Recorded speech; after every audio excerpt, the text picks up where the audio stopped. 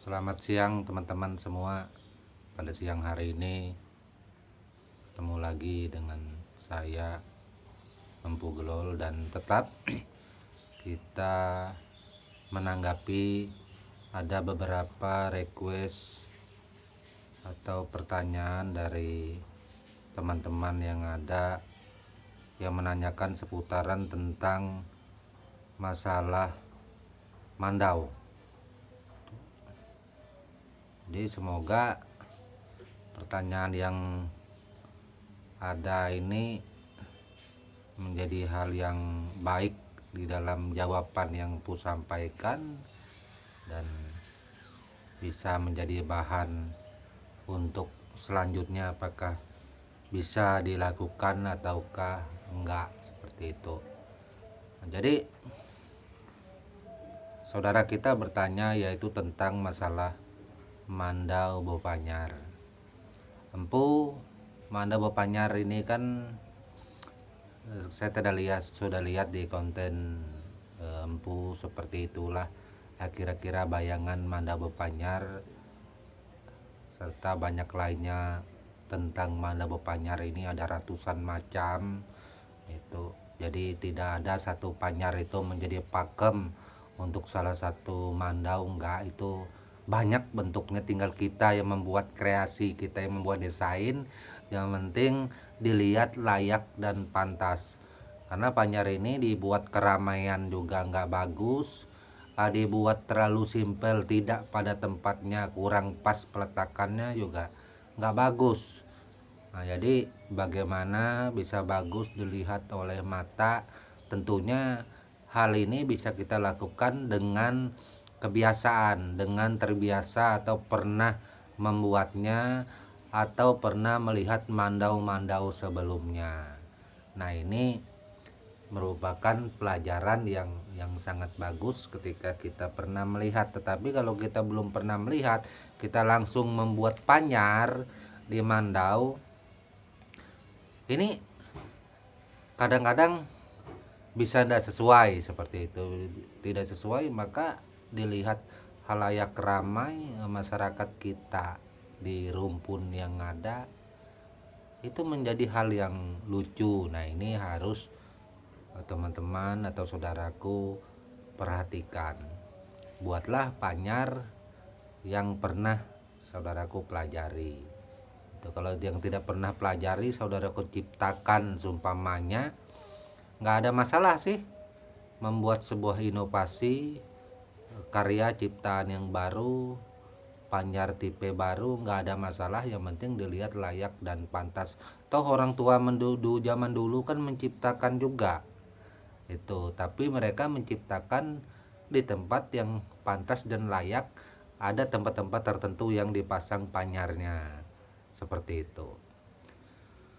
Jadi pertanyaan saudara kita juga menanyakan, yaitu ini Empu ada mandau yang belum ada panyarnya, artinya mandau ini sudah jadi, sering dipakai, dibawa kemana-mana, itu dibuat semula, dipasang semula panyarnya, dipanaskan balik, sistem tempa, sistem pukul umpamanya demi pemasangan panyar.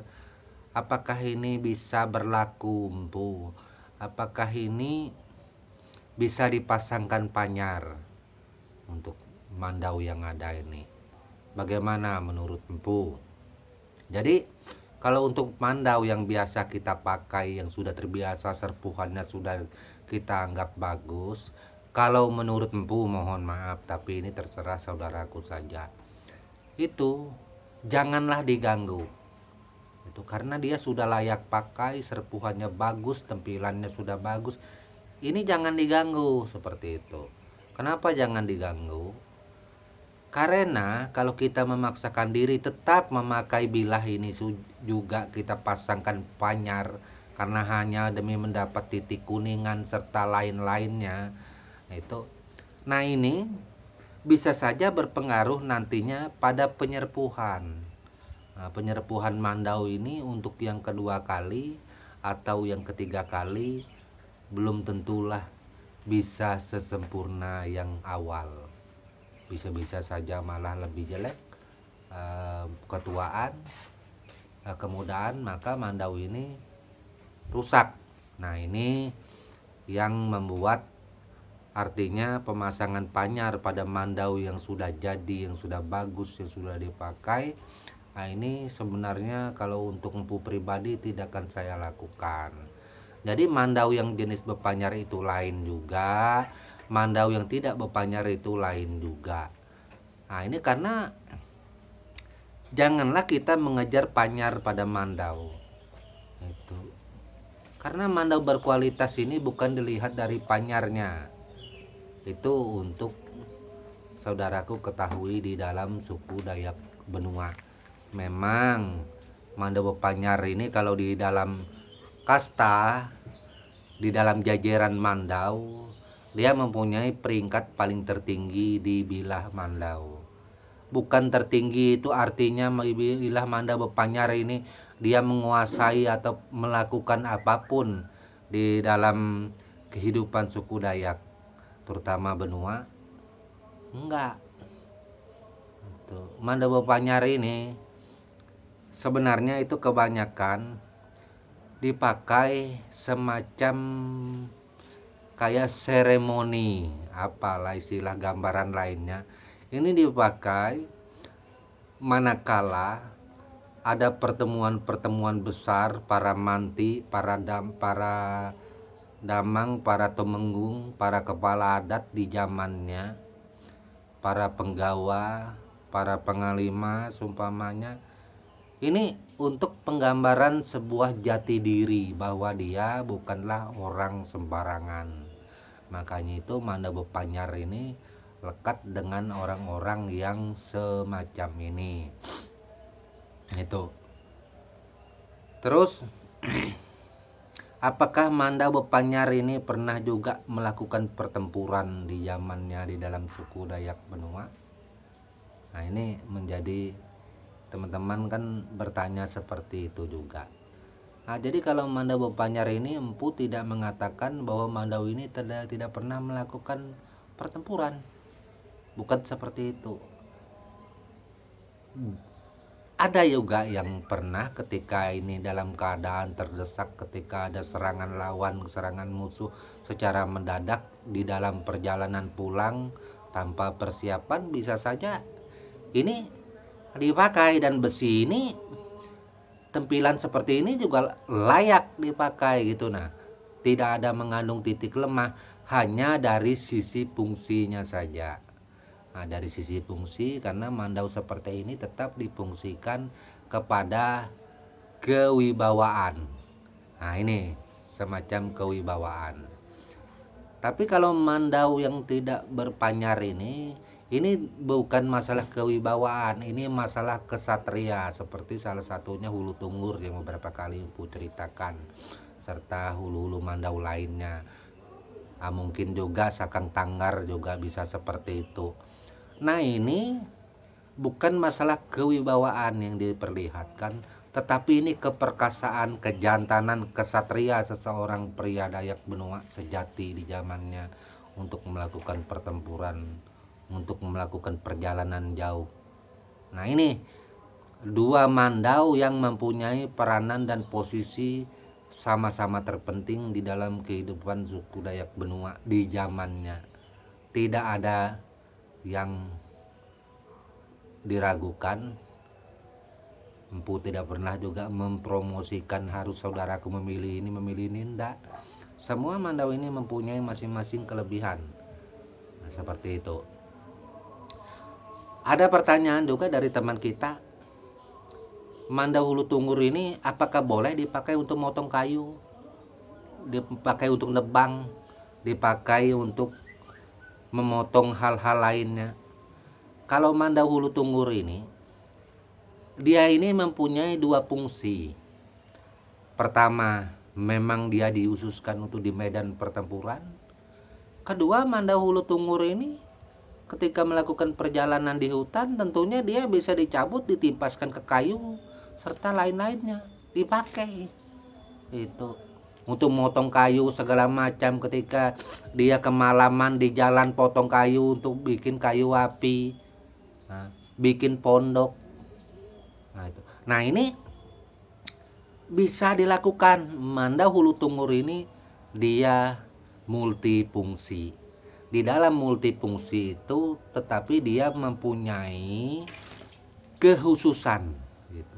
Kekhususan dari sisi bilah bahwa Mandau ini kekhususannya memang dirancang khusus untuk sebuah penjagaan diri, dirancang khusus untuk di dalam pertempuran. Nah ini yang membedakan, tetapi dia bisa dipakai untuk istilah kasarnya memotong kayu dan lain-lain, dilakukan ketika dalam perjalanan. Tetapi dia bukan dikhususkan untuk sebagai mandau kerja, beda. Nah, itu kalau mandau kerja enggak, Hulu Tunggur tidak dikhususkan sebagai mandau kerja. Kalau dikhususkan sebagai mandau kerja itu hal yang tidak benar. Kalau memang benar terjadi zaman dulu, saya Pugulo belum pernah lihat orang kerja memakai Hulu Tunggur, keliling juga hidup saya ini tidak pernah. Tuh, tetapi Hulu Tunggur ini ketika dia melakukan perjalanan ke kampung orang, kemana nerobos hutan, itu dipakaikan dalam keadaan yang demikian, memotong kayu dan hal-hal lainnya bisa. Itu mungkin saudaraku, teman-teman bisa memahami apa yang Empu katakan.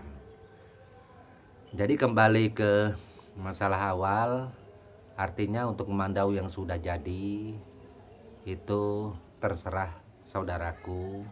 Jika saudaraku orang benua, mungkin kebanyakan Empu berbahasa Indonesia. Mungkin ada saudaraku dari Kutai Barat katanya, Empu ini Dayak Benua. Dayak Benua mana? Nah, itu salah-salah. Empu ini bukan Dayak Benua, mungkin ngaku-ngaku Dayak Benua. Itu saya rasa kalau saya di Kutai Barat, kalau sampai ada orang yang tidak kenal saya, kayaknya memang keterlaluan deh. Itu tidak kenal Empu nggak apa-apa, nggak apa-apa. Tapi paling enggak orang Kutai Barat tidak ada yang tidak tahu namanya Low Rikong, Lamin Rikong, Longhos Rikong, daerah Sungai Kelawit, Kabupaten Kutai Barat, Kecamatan Silungurai. Itu saya yang membuatnya. 2 tahun saya di sana, selama 20 tiang saya memahat sendiri. Suka duka saya lakukan di sana. Paling enggak mereka tahu itu sudah cukup. Jadi yang ngomong di sini bukanlah orang yang mengaku-ngaku apa tolen asli ulun benua. Benua ete Silungurai, Taman Napisin Mea, Gero, Nongko Motai, Tinanap Takai Sinohok, Gero, Mate Kakah bila Tinanap Isin Taka Prigi, Gero, Mate Alau bila Itak bila Tinanap asli keturunan Temnguk. Aro tapi bila tinan menapoh nyawa bila sok isin jelau lau mea. Nah, ini bahasa benua. Nah itu saya berbahasa benua karena ada teman-teman meminta di dalam konten, Empu tolong dong bahasa Dayak Benua sedikit, kami kepingin mendengarnya itu seperti apa. Nah itulah bahasa suku Dayak Benua yang saya sampaikan. Semoga saja berguna dan bermanfaat untuk semua saudaraku yang ada. Oke, sampai di sini dulu yang Empu sampaikan. Semoga saja bermanfaat, berguna untuk semua saudaraku di mana saja berada. Dan tak lupa akhir kata Empu ucapkan mohon maaf kalau ada kesalahan atau tata bahasa yang kurang pas. Empu menyadari segala kekurangan. Untuk semua saudaraku di seluruh Indonesia atau di mana saja berada, bahkan saudaraku di Malaysia, Brunei juga, tak lupa Empu ucapkan salam budaya dan tabe selalu untuk kita semua. Amin.